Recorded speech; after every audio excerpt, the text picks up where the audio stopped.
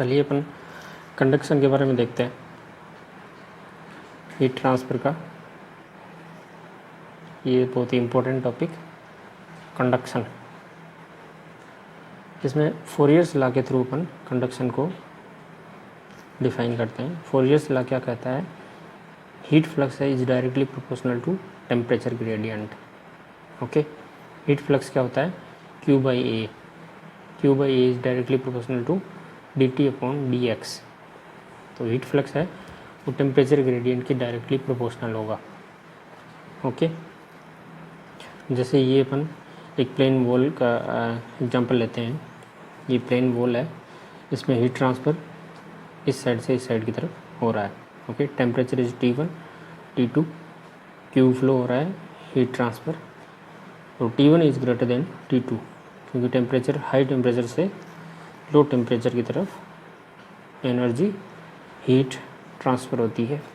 Okay, इसकी length है L, और अगर अपन एक स्ट्रिप लें यहाँ पे dx लेंथ की, जिसका टेम्परेचर डिपेंडेंट dt है, तब अपन फोरियर्स लॉ को कैसे डिफाइन करेंगे? Q by A is equals to minus K dt upon D X. Okay, Q by A dt upon D X के डायरेक्टली प्रोपोर्शनल होता है, और यहाँ पे कांस्टेंट आ जाएगा k।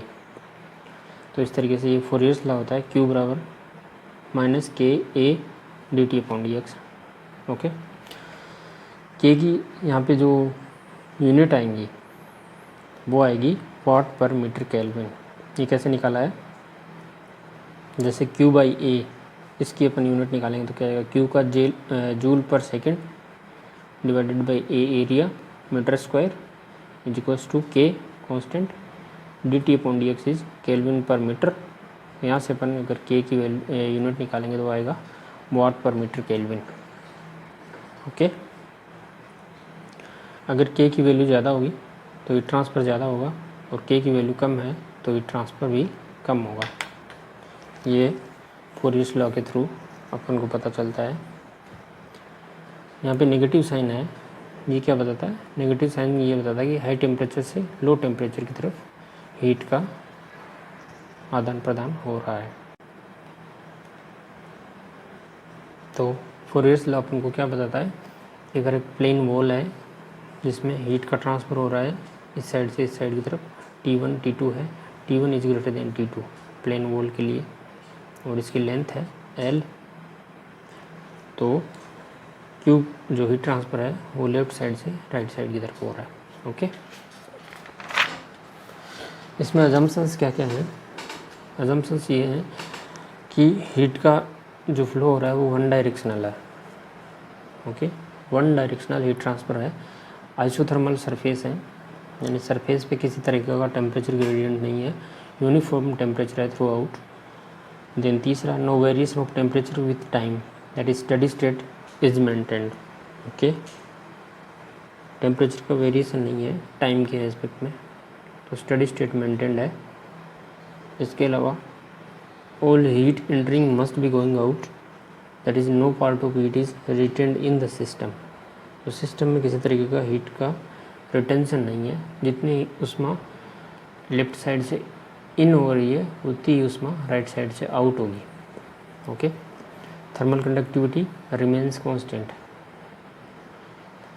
के की वैल्यू जो है टाइम के साथ में कांस्टेंट है, कोई वेरिएशन नहीं है।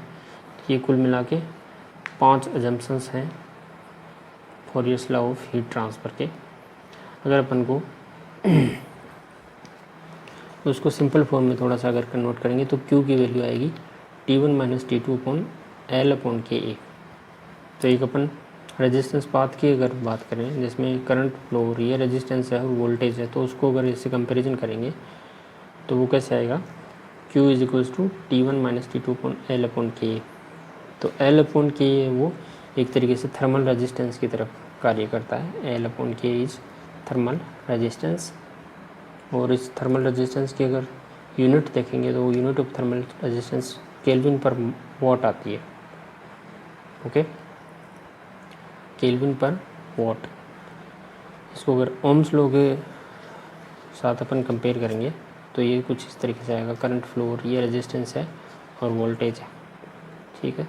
तो I is equals to V upon R, और इस ओम्स लॉ को अगर इसके साथ कंपेयर करेंगे तो Q equals to T1 minus T2 upon L upon K, temperature difference divided by resistance. Okay, ये कंडक्शन का अपना चार्ट हो गया पूरा। अगर अनस्टेडी स्टेट हीट ट्रांसफ़र की अपन बातें करेंगे तो किस तरीके से आएगा। अनस्टेडी स्टेट हीट ट्रांसफ़र मतलब टाइम के साथ में चेंज हो रही है वैल्यूज़, मतलब हीट कितना ट्रांसफ़र हो रहा है इसका ही चेंज। देखिए, if you heat a material to red hot then thermal conductivity is high. अगर अपन ताप उसका बढ़ाते हैं, उसको गर्म करते हैं मटेरियल को, तो उसकी थर्मल कंडक्टिविटी हाई हो जाएगा, रेजिस्टेंस लो हो जाएगा और टेम्परेचर ग्रेडियंट उसका नेग्लिजिबल हो जाएगा, स्मॉल हो जाएगा। ओके, तो एच ए डेल्टा टी अपन ये कन्वेक्शन के थ्रू देखते हैं, तो ये होता है डिक्रीज इन इंटरनल एनर्जी, क्योंकि तापमान में कमी होती है तो इंटरनल एनर्जी इसकी कम हो जाएगी, इसके बराबर होगी। तो अगर उन इस दोनों को इक्वल करेंगे, H A T minus T infinite is equals to minus rho V C D T upon D T. Okay, M C D T के रूप में इसको लिखा है, डिक्रीज इन इंटरनल एनर्जी। इन दोनों को बराबर किया तो यहाँ से क्या आएगा, इसको अगर सिंप्लीफाई करेंगे, D T upon T minus T infinite is equals to minus H D T upon rho C L C. L C क्या है, कैरेक्टरिस्टिक लेंथ।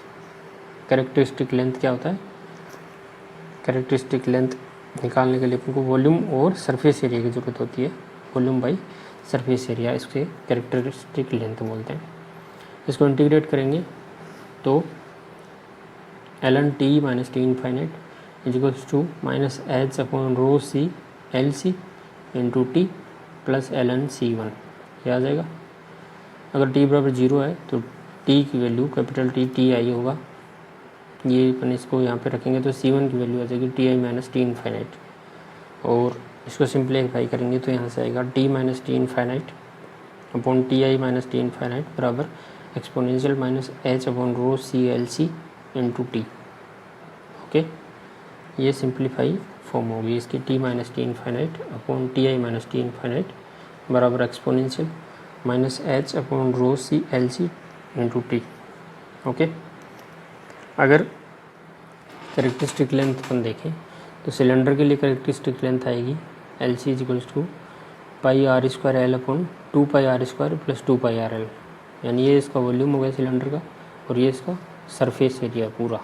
तो वॉल्यूम अपॉन सरफेस एरिया लिखेंगे तो एल सी बराबर की वैल्यू ये आ जाएगी R L upon 2 into R plus L. Okay, cube के लिए देखेंगे तो एल सी क्या आएगा, volume L cube divided by 6 L square surface area, तो ये एल बाई 6 आ जाएगा। स्फेयर के लिए वॉल्यूम अपॉन सरफेस एरिया, तो ये आर बाई 3 आ जाएगा। प्लेट के लिए इस तरीके से आएगा L B H upon 2 L B plus B H plus H L, इस तरीके से। ठीक है, इसके बाद अगर इसको सिंप्लीफाई फॉर्म में लिखेंगे तो 2 नंबर हैं, बायोट नंबर और फोरियर नंबर। बायोट नंबर क्या होता है, एच डी अपॉन के, और Fourier number K upon rho L C square into C और ये टाउ। तो ये डायमेंशनलेस फॉर्म में अगर इसको लिखेंगे तो T minus T infinite upon T I minus T infinite बराबर exponential minus Biot into Fourier. ये डायमेंशनलेस फॉर्म हो गई इसकी अनस्टेडी स्टेट हीट ट्रांसफर की।